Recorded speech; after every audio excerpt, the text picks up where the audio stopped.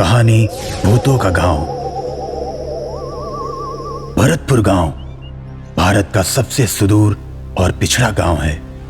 इस गांव में हर सुविधाएं सबसे देर में पहुंचती हैं।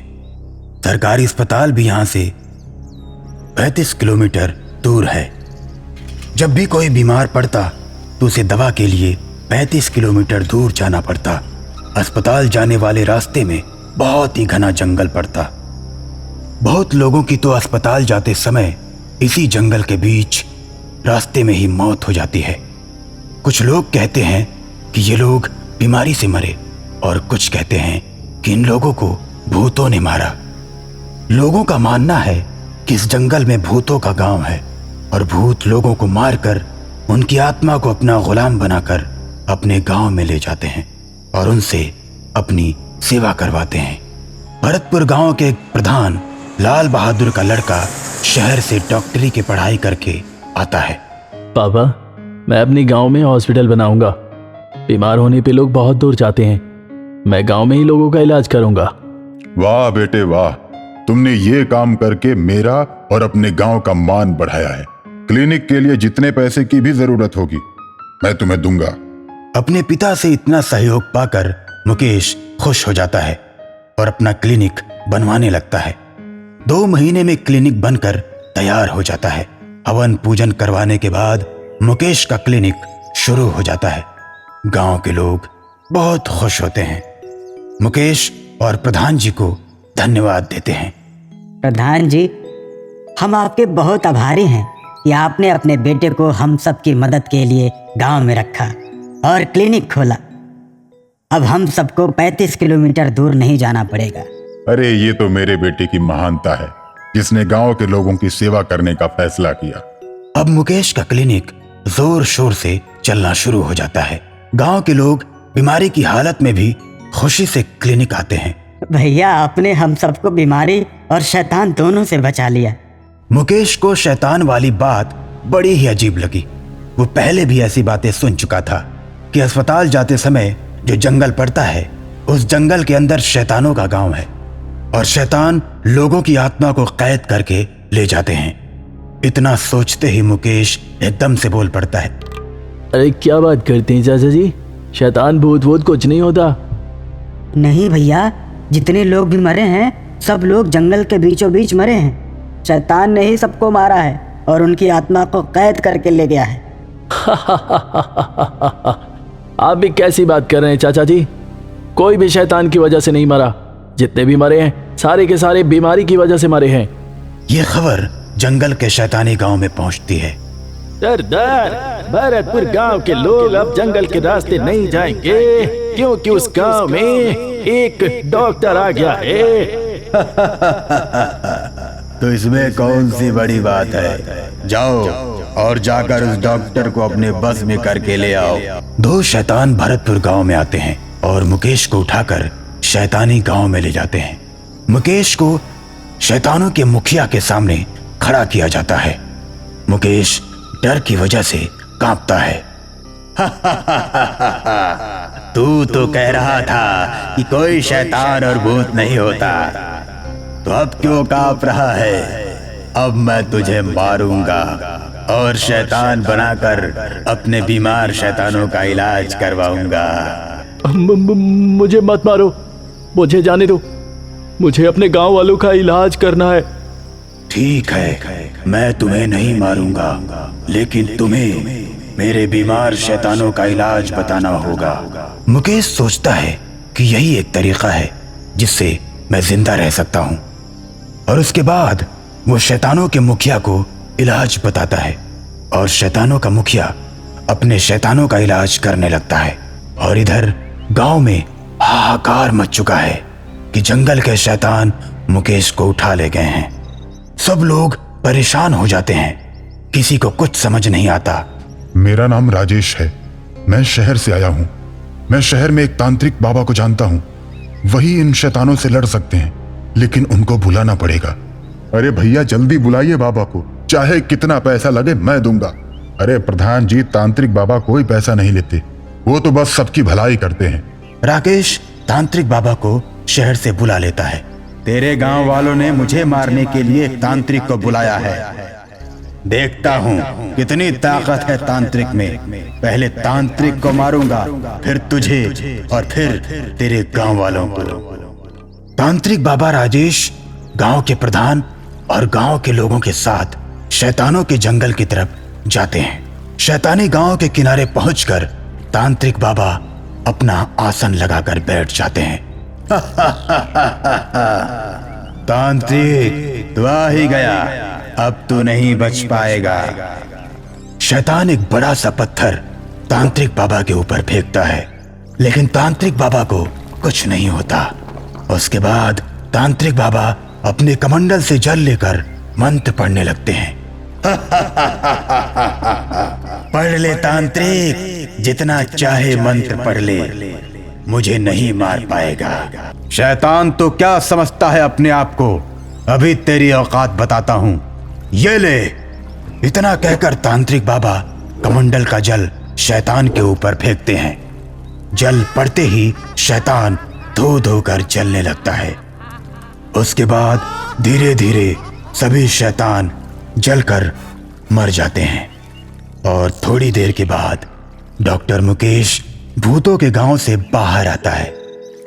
मुकेश को सही सलामत बाहर आता देख सभी लोग खुश हो जाते हैं और तांत्रिक बाबा को धन्यवाद देते हैं। कहानी भूत का इलाका। फील्ड में बच्चे फुटबॉल खेल रहे थे कि अचानक गोलकीपर कहीं गायब हो जाता है। सब बच्चे परेशान हो जाते हैं। सभी को लगता है कि वो जानबूझकर खेल छोड़कर गया है। यार राजू भी ना सारा खेल खराब कर देता है, बीच में खेल छोड़कर चला गया। बच्चे उसे थोड़ी देर तक ढूंढते हैं, लेकिन उसका कहीं अता पता नहीं चलता। तभी एक लड़का बोलता है, यार वो बहुत आलसी है और भुक्कड़ भी, उसे भूख लगी होगी इसलिए भाग गया होगा। जब कल फुटबॉल खेलने आएगा ना तो उसको भगा देंगे, तब मजा आएगा उसको। उसके बाद सभी बच्चे सोचने लगते हैं कि अब किसको गोलकीपर बनाया जाए। तभी एक लड़का बोलता है, कोई बात नहीं, जाने दो उसे, मैं गोलकीपर बन जाता हूँ। फुटबॉल का खेल फिर से शुरू होता है और जब बच्चे फुटबॉल को गोल के अंदर मारते हैं तो देखते हैं कि राजू भी गोल के पास नहीं है। सभी को लगता है कि ये भी खेल छोड़कर भाग गया। उसके बाद एक और लड़का गोलकीपर बनता है। अभी वो गोल पोस्ट में जाकर खड़ा ही होता है कि तभी वो हवा में उड़ते हुए गायब हो जाता है। अपने दोस्त को गायब होता देख सभी बच्चे डर जाते हैं और घर की तरफ भागने लगते हैं। तभी सामने पेड़ पर उन्हें तीनों बच्चों की लाश लटकती हुई दिखाई देती है। सभी बच्चे डर जाते हैं और डरकर चिल्लाते हुए भागने लगते हैं। बच्चों को चिल्लाता हुआ सुनकर गांव के सभी लोग इकट्ठे हो जाते हैं और पेड़ पर टंगी तीनों बच्चों की लाश को देखते हैं। थोड़ी ही देर में पुलिस आ जाती है, तीनों बच्चों की लाशों को उतरवाती है। उसके बाद दरोगा बोलता है, जिसने भी इन बच्चों को मारा है बचेगा नहीं, बहुत जल्दी उसको ढूंढ निकालूंगा। और तभी ऊपर से उड़ते हुए एक भूत सामने आता है और इंस्पेक्टर से बोलता है,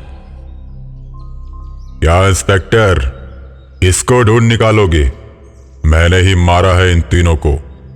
अब कोई भी इस फील्ड में फुटबॉल खेलने की गलती मत करना, नहीं तो पूरे गांव को मार दूंगा। इतना कहकर वो भूत हवा में उड़ जाता है।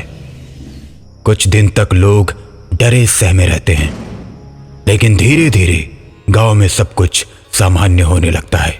लोग घूमने फिरने लगते हैं और बच्चे खेलने के लिए फील्ड में फिर से जाने लगते हैं। और आज बहुत दिनों के बाद बच्चे फुटबॉल खेलना शुरू कर देते हैं। बहुत दिनों के बाद फुटबॉल खेलते हुए बच्चों के चेहरे पर खुशी साफ दिखाई दे रही थी कि अचानक वही भूत दोबारा फील्ड में आता है और बच्चों को एक एक करके मार देता है। और गांव वालों से बोलता है, मैंने बोला था ना फिर दोबारा इस फील्ड में कोई भी मत आना, लेकिन तुम लोगों ने मेरा कहना नहीं माना। आज मैं पूरे गांव को मार डालूंगा। अब भूत पूरे गांव में घूम घूम कर सबको मारने लगता है। जो भी उसके सामने से भागता हुआ दिखाई देता है उसे पकड़कर मार देता है। गांव के सभी लोग इधर उधर भागने लगते हैं और अपनी जान बचाकर दूसरे गांव में चले जाते हैं, लेकिन भूत वहां भी उनका पीछा नहीं छोड़ता। एक एक को पकड़कर मारना शुरू कर देता है।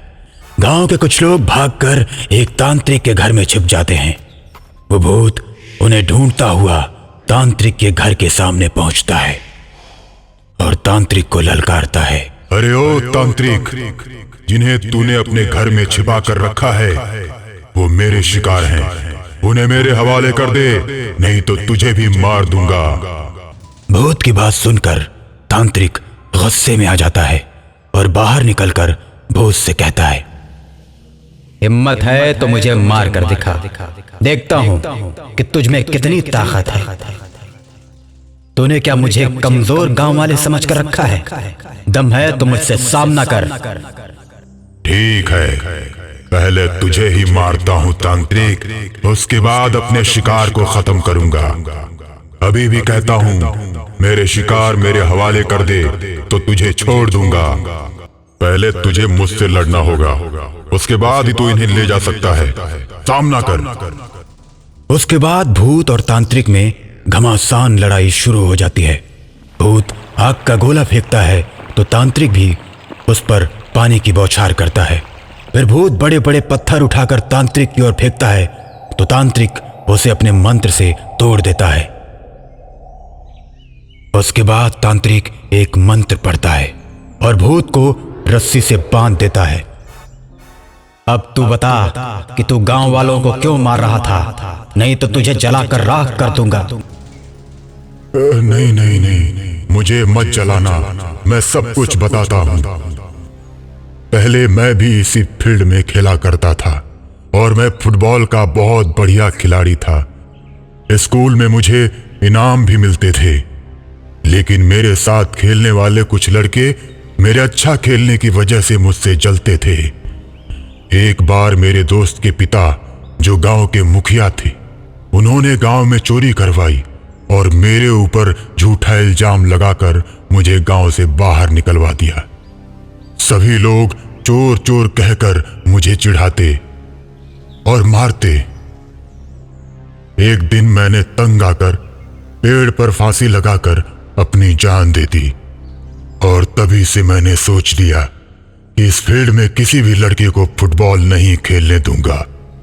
मैंने गांव वालों को मना किया, लेकिन किसी ने मेरी बात नहीं मानी, इसलिए मैंने इन सबको मारना शुरू कर दिया। जिन लोगों ने तुम्हारे साथ अत्याचार किया था उनको तुमने मार दिया और साथ ही साथ बेगुनाह लोगों को भी तुमने मारा है। मैं तुम्हें एक शर्त पर छोड़ सकता हूं कि तुम यहां से कहीं दूर चले जाओ और दोबारा कभी इधर मत आना, नहीं तो मैं तुम्हें जलाकर राख कर दूंगा। तांत्रिक की बात मानकर भूत उस गांव को छोड़कर हमेशा हमेशा के लिए चला जाता है और अब धीरे धीरे गांव में खुशहाली आने लगती है। बच्चे बिना डरे फील्ड में फुटबॉल खेलते हैं। राजू की नई नई नौकरी लगी हुई थी। वो अपनी पत्नी से खाने का टिफिन लेकर खुशी खुशी पहली बार अपनी ऑफिस जा रहा था। आज उसके ऑफिस का पहला दिन था। घर से बाहर जाकर वो अपनी नई स्कूटी पर सवार होकर अपनी पत्नी रागिनी को टाटा बाय बाय करते हुए चल देता है और तब तक रास्ते में उसे एक सिक्योरिटी गार्ड दिखाई देता है जो हाथ के इशारे से उसे रोकना चाहता है। अनजान सिक्योरिटी गार्ड को देखकर राजू स्कूटी की स्पीड को तेज कर देता है। शहर में अक्सर लोग अपरिचित की मदद नहीं करते हैं क्योंकि न जाने वो क्या कर बैठे, कुछ पता नहीं रहता। राजू अपने ऑफिस पहुंचता है। उसका ऑफिस 7वीं मंजिल पर था। वो जैसे ही लिफ्ट के दरवाजे पर बढ़ता है, लिफ्ट के दरवाजे पर उसी सिक्योरिटी गार्ड को पाता है।